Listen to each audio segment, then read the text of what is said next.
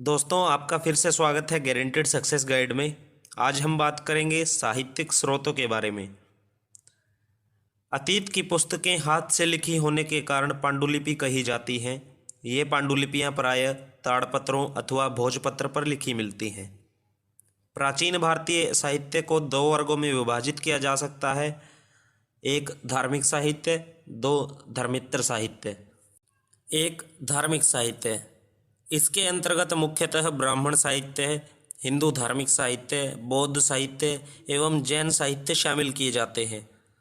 ब्राह्मण साहित्य, इसके अंतर्गत वेद, ब्राह्मण, आरण्यक, वेदांग, उपनिषद, सूत्र साहित्य, स्मृतियाँ, पुराण, रामायण तथा महाभारत आते हैं। ये ग्रंथ प्राचीन भारत की राजनीतिक, सामाजिक, धार्मिक, आर्थिक एवं सांस्कृतिक स्थिति का विस्तृत विवरण प्रस्तुत करते हैं।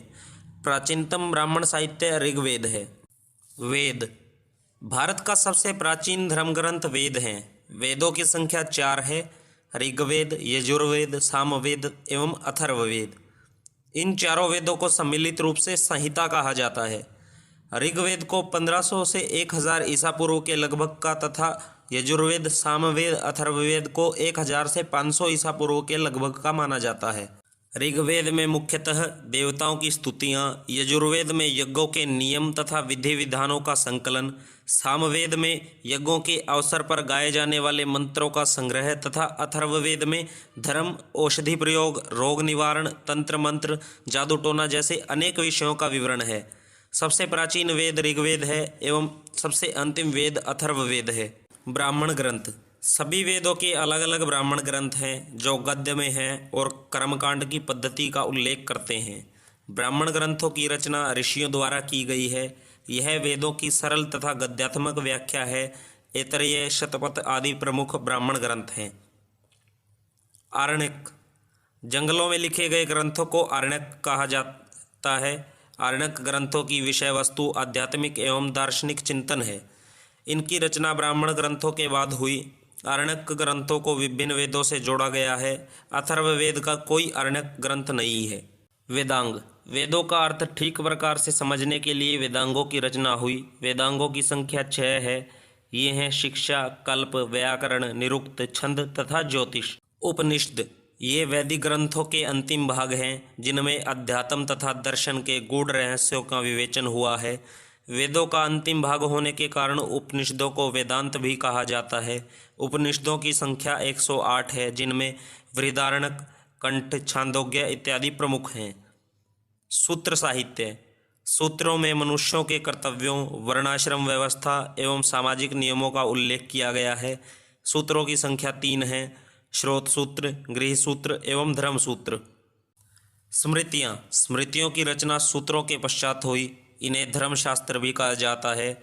मनुष्य के पूरे जीवन काल से संबंधित विभिन्न क्रियाकलापों की जानकारी इन स्मृतियों में मिलती है। मनुस्मृति तथा याज्ञवल्क्य स्मृति सबसे प्राचीन है। मनुस्मृति के प्रसिद्ध भाष्यकार मेघातिथि, गोविंदराज तथा कुल्लुक भट्ट और याज्ञवल्क्य स्मृति के टीकाकार विश्वरूप, विज्ञानेश्वर, अपरार्क आदि हैं। ईस्ट इंडिया कंपनी के शासनकाल में बंगाल के गवर्नर जनरल वारेन हेस्टिंग्स के प्रयासों से मनुस्मृति का अंग्रेजी में अनुवाद द जेंटू कोड नाम से किया गया। महाकाव्य, रामायण पहली एवं दूसरी शताब्दी के दौरान संस्कृत भाषा में इसकी रचना महर्षि वाल्मीकि ने की थी। इसमें मूलतः 6000 श्लोक हैं जो कालांतर में 12000 और फिर 24000 हो गए। इसे चतुर्विंशति सहस्री संहिता भी कहा गया है। यह महाकाव्य बालकांड, अयोध्याकांड, अरण्यकांड, किष्किंधाकांड, सुंदरकांड, युद्धकांड एवं उत्तरकांड नामक 7 कांडों में बटा हुआ है। महाभारत, ईसा पूर्व 4वीं शताब्दी में इसकी रचना महर्षि व्यास ने की थी। महाभारत में मूलतः 8800 श्लोक थे जिसे जय संहिता कहा जाता है। श्लोकों की संख्या 24000 होने पर यह भारत कहलाया। गुप्त काल में श्लोकों की संख्या 1,00,000 होने पर यह शतसहस्री संहिता या महाभारत कहलाया। महाभारत का प्रारंभिक उल्लेख आश्वल्यायन गृह सूत्र में मिलता है। यह महाकाव्य 18 पर्वों आदि, सभा, वन, विराट, उद्योग, भीष्म, द्रोण, कर्ण, शल्य, सौप्तिक, स्त्री, शांति, अनुशासन अश्वमेध, आश्रमवासी, मौसल, महाप्रास्थानिक एवं स्वर्गारोहण में विभाजित हैं। पुराण प्राचीन आख्यानों से युक्त ग्रंथ को पुराण कहते हैं। संभवतः 5वीं सदी ईसा पूर्व से 4वीं शताब्दी ईस्वी तक पुराण अस्तित्व में आ चुके थे। पुराणों की कुल संख्या 18 है, जिनमें विष्णु, मत्स्य, वायु, ब्राह्मण तथा भागवत पुराण सर्वाधिक ऐतिहासिक महत्व के हैं, क्योंकि इनमें राजाओं की वंशावलियाँ पाई जाती हैं। 18 पुराणों में सर्वाधिक प्राचीन एवं प्रामाणिक मत्स्य पुराण है। इससे सातवाहन वंश की जानकारी मिलती है। विष्णु पुराण से मौर्य वंश तथा वायु पुराण से गुप्त वंश के विषय में जानकारी मिलती है। मार्कंडेय पुराण मुख्यतः देवी दुर्गा से संबंधित हैं, जिसमें दुर्गा सप्तशती नामक अंश शामिल है। अग्नि पुराण में तांत्रिक पद्धति का उल्लेख मिलता है। इसमें गणेश पूजा का प्रथम बार उल्लेख मिलता है। 18 पुराण इस प्रकार हैं: ब्रह्म, मार्कंडेय, स्कंद, पद्म, अग्नि, वामन, विष्णु, भविष्य, कूर्म, शिव, ब्रह्मवैवर्त, मत्स्य, भगवत, लिंग, गरुड़, नारद, वराह एवं ब्राह्मण। रामायण, महाभारत एवं प्रमुख पुराणों का अंतिम रूप से संकलन 400 ईस्वी के आसपास हुआ प्रतीत होता है। ऐतिहासिक कथाओं का सबसे अच्छा क्रमबद्ध विवरण पुराणों में मिलता है। बौद्ध साहित्य के दो प्रमुख भाग हैं, जातक तथा पीटक। जातक कथाएं बुद्ध के पूर्व जन्मों का कथांक वृत्तांत हैं, जिनमें प्राचीन भारतीय समाज की प्रवृत्तियों का दिग्दर्शन होता है। जातक कथाएं ईसा पूर्व 5वीं सदी से 2री सदी तक की सामाजिक और आर्थिक स्थिति पर बहुमूल्य प्रकाश डालती हैं।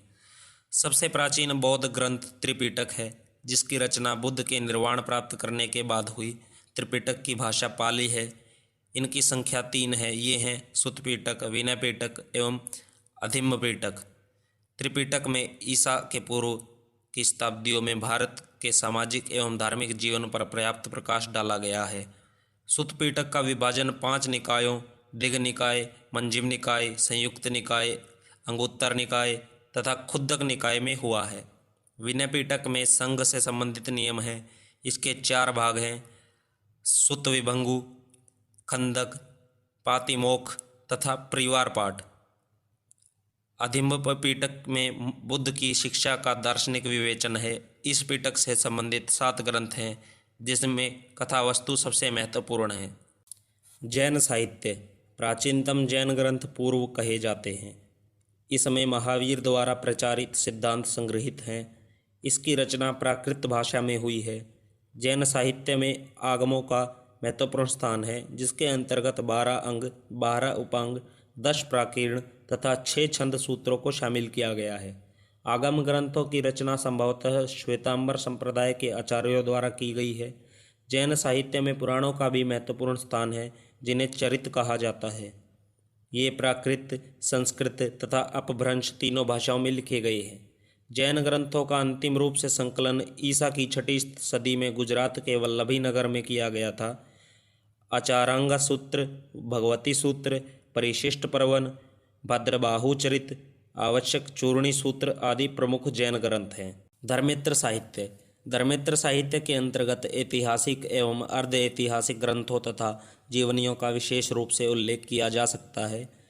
पाणिनि के अष्टाध्यायी से जो एक व्याकरण ग्रंथ है, 5वीं शताब्दी ईसा पूर्व के समाज का विशिष्ट विवरण मिलता है।